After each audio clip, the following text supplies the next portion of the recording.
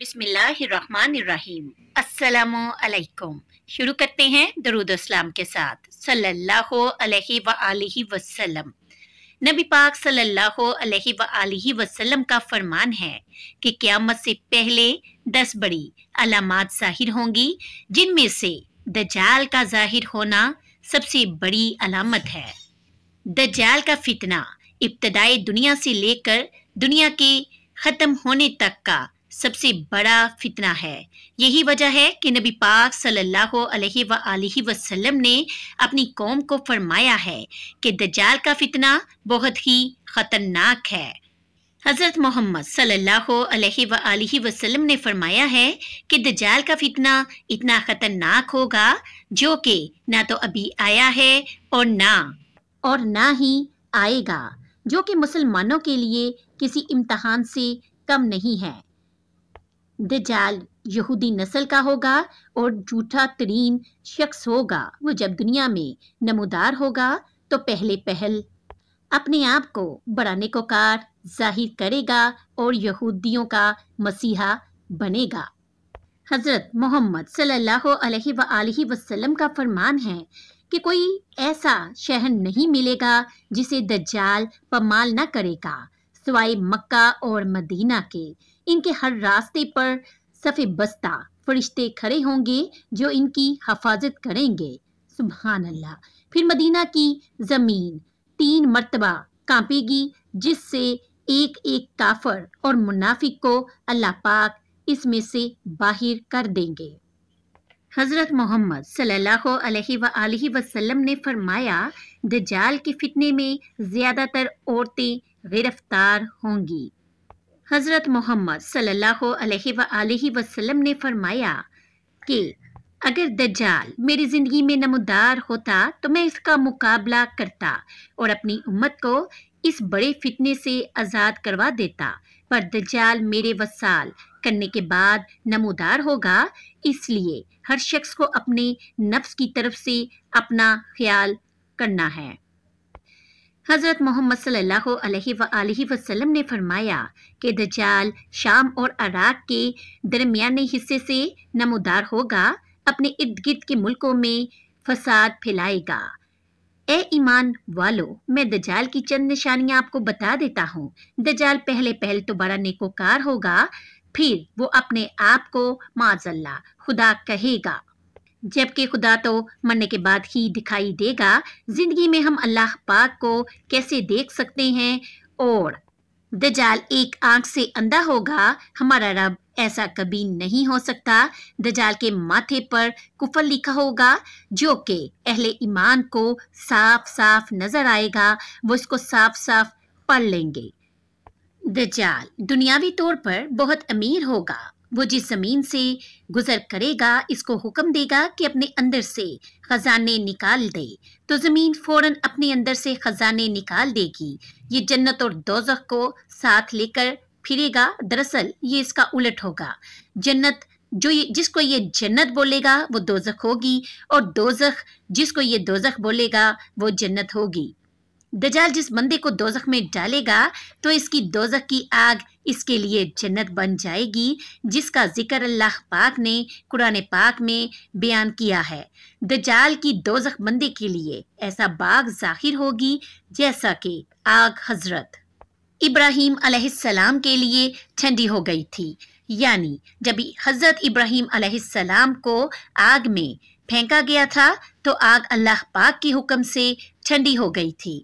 इस तरह दज्जाल की दोज़ख जो होगी वो अहले अमान के लिए ऐसा बाग ज़ाहिर होगी जैसा कि हज़रत इब्राहीम अलैहिस्सलाम के लिए आग ठंडी हो गई थी। रवायत के मुताबिक इसका एक और फितना बहुत खतरनाक होगा कि दज्जाल के फितने में ज़्यादातर औरतों की बड़ी तादाद शामिल होगी।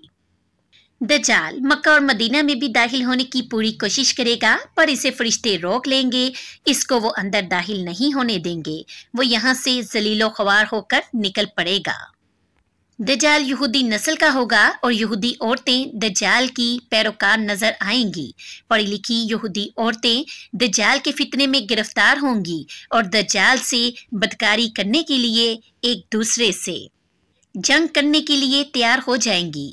वो दज्जाल से बदकारी की खातिर एक दूसरे को कत्ल कर देंगी। मुख्तलिफ अहादीस में दज्जाल का हुलिया इस तरह से बयान किया गया है कि दज्जाल छोटे कद का और एक आंख से अंधा होगा और दूसरी आंख ऐसी होगी जैसे अंगूर का दाना उबड़ा हुआ होता है। वो आंख खून से बड़ी होगी।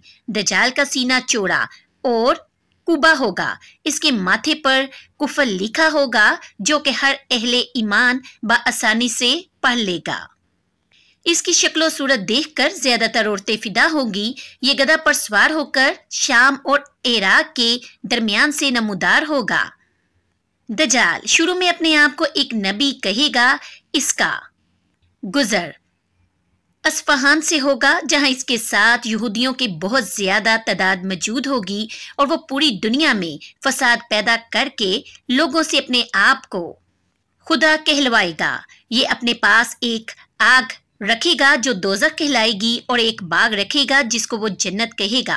वो जिसको चाहेगा जन्नत में डाल देगा और जिसको चाहेगा दोजख में फेंक देगा। वो दरअसल जिसको जन्नत कहेगा वही जहन्नुम है और जिसको जहन्नुम तस्वुर करेगा वो जन्नत है।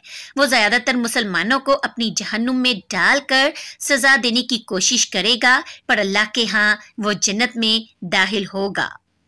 दज्जाल जिसको चाहेगा खाने पीने के लिए अशिया देगा। दज्जाल के नमूदार होने से 2 साल पहले ही कहत पड़ जाएगा और तीसरे साल दज्जाल का ज़हूर होगा। दुनिया के हर खजाने इसका कहाँ मानेंगे। वो लोगों से कहेगा मैं तुम्हारे अबाओ अजदाद को जिंदा कर देता हूँ, फिर तो तुम मुझे खुदा मानोगे। यही कुछ करता वो बहुत से मुल्कों से गुजरता हुआ यमन के इलाके में पहुंच जाएगा। यमन के बहुत से लोग इसका साथ देने के लिए तैयार हो जाएंगे। वहां से वापसी पर वो मक्का मुकरमा में दाखिल होने की पूरी कोशिश करेगा। मक्का मुकरमा में इसको फरिश्ते दाखिल नहीं होने देंगे। हजरत अस्मा बिनते यजीद रज़ी अल्लाह तआला अन्हा बयान करती हैं, रसूल पाक सल्लल्लाहु अलैहि वसल्लम मेरे घर में थे। आप सल्लल्लाहु अलैहि वसल्लम ने दज्जाल का जिक्र किया तो फरमाया इससे पहले 3 किस्म के कहत होंगे। एक कहत ये होगा कि इसमें आसमान तहाई बारिश रोक लेगा, जमीन अपनी तहाई नबातात रोक लेगी। दूसरे में ये होगा कि आसमान अपनी 2 तिहाई बारिश रोक लेगा, जमीन अपनी 2 तिहाई नबातात रोक लेगी। और तीसरे में आसमान अपनी सारी बारिश रोक लेगा और जमीन अपनी तमाम नबातात रोक लेगी। चौपाओं में से कोई खुर वाला बाकी बचेगा, ना कोई कचली वाला, सब हलाक हो जाएंगे। इसका सबसे शदीद फितना ये होगा कि वो अराबी के पास आएगा तो कहेगा मुझे बताओ अगर मैं तुम्हारे ऊंट को जिंदा कर दूं तो क्या तुझे यकीन नहीं आएगा कि मैं ही तुम्हारा रब हूं? वो कहेगा क्यों नहीं। शैतान इसके लिए इसके ऊंट की सूरत इख्तियार कर लेगा तो इसके थन बेहतरीन हो जाएंगे और इसकी कोहान बहुत बड़ी हो जाएगी। फरमाया वो दज्जाल दूसरे आदमी के पास आएगा जिसका भाई और वालिद वफात पा चुके होंगे, तो वो उससे कहेगा मुझे बताओ अगर मैं तुम्हारे लिए तुम्हारे वालिद और तुम्हारे भाई को जिंदा कर दूं तो क्या तुझे यकीन नहीं होगा कि मैं तुम्हारा रब हूं? वो कहेगा क्यों नहीं। शैतान इसके लिए इसके वालिद और इसके भाई की सूरत इख्तियार कर लेगा। अस्मा रज़ी अल्लाह तआला अन्हा बयान करती हैं, हज़रत मोहम्मद सल्लल्लाहु अलैहि वसल्लम अपनी किसी ज़रूरत की खातिर तशरीफ़ ले गए, फिर वापस आ गए और लोग आप सल्लल्लाहु अलैहि वसल्लम के बयान करदा फरमान में फ़िक्र व गम की कैफियत में मुब्तला थे। बयान करती हैं आप सल्लल्लाहु अलैहि वसल्लम ने दरवाजे की दहलीज पकड़कर फरमाया अस्मा क्या हाल है? मैंने अर्ज़ किया अल्लाह के रसूल। आप सल्लल्लाहु अलैहि वसल्लम ने दज्जाल के जिक्र से हमारे दिल निकाल कर रख दिए हैं।